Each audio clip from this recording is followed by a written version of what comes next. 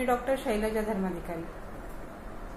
आपण मसाल्यात वेगवेगळे पदार्थ वापरतो, त्यातच एक महत्त्वाचा पदार्थ म्हणजे तमालपत्र। या तमालपत्राचा आपण बघतो की वेगवेगळ्या समारंभांमध्ये, घरच्या किंवा बाहेरच्या समारंभांमध्ये मसाले भात, पुलाव, बिर्याणी अशा पदार्थांमध्ये याचा वापर केला जातो आणि याच्यामध्ये अख्खी तमालपत्र आणि भरपूर प्रमाणात टाकलेली असते आणि खाताना मात्र आपण ती तमालपत्र अशी उचलून बाजूला ठेवून देतो।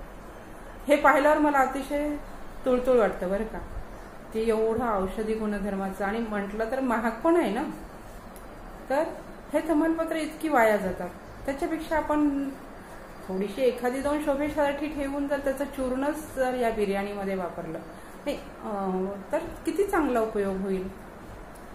कारण कसं आहे की त्याचा वापरण्याचा उद्देशच असा आहे की ते आपल्याला पचनासाठी उपयोग करतं, मदत करतं।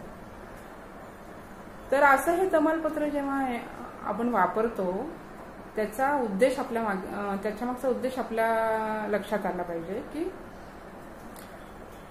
हे जे तमालपत्र आहे ना ते लघु आहे आणि उष्ण म्हणजे गरम गुणधर्माचं असल्यामुळे भूक वाढवतं, तोंडाला चव आणतं, पचनशक्ती वाढवतं।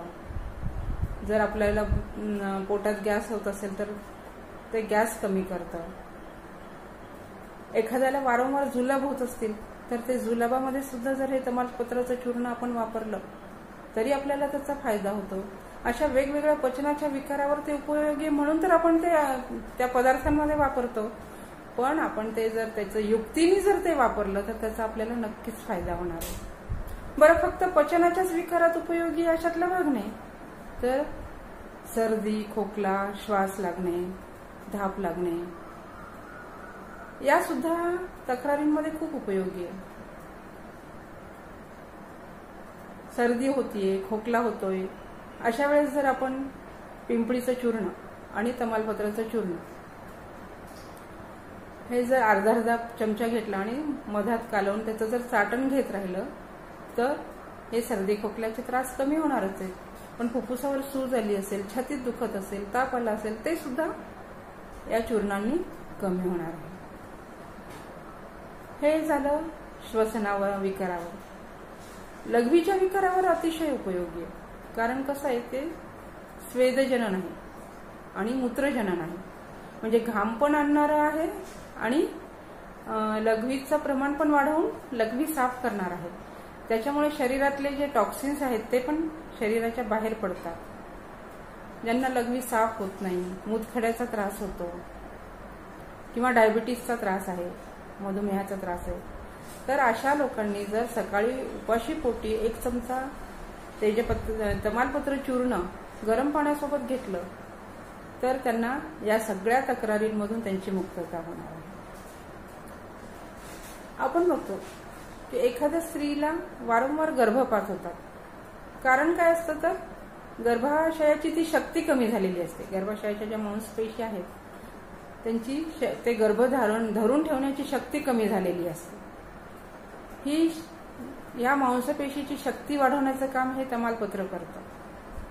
म्हणून गर्भधारणा झाल्यानंतर जर रोज 2 कप पाण्यामध्ये 1 चमचा तमालपत्राचं चूर्ण टाकलं आणि उकळून 1 कप पुरवायचं आणि गाळून घ्यायचं आणि ते त्या गर्भिणीला प्यायला दिलं तर हे वारंवार जे होणारे गर्भपात असतात ते कमी होतात आणि ते गर्भ तो टिकतो तिचा आणि ते बाळ पूर्ण वेळ फुल टर्म डिलिव्हरी तिची होऊ शकते। जसं गर्भिणीला दिलं तसं बाळंतिणीला पण आपण देऊ शकतो की बाळंतपणामध्ये जर रक्तस्राव व्यवस्थित होत नसेल तर तिला ते जर तमालपत्र चूर्ण मधासोबत दिलं तर बाळंतपणात होणारा रक्तस्राव सुद्धा व्यवस्थित होतो। पुयमेह म्हणजे गनोरिया, सिफिलिस यासारखे जर आजार असले तर त्याच्यामध्ये सुद्धा जर ह्याच्या सालीचा काढा दिला तर नक्कीच फायदा होतो।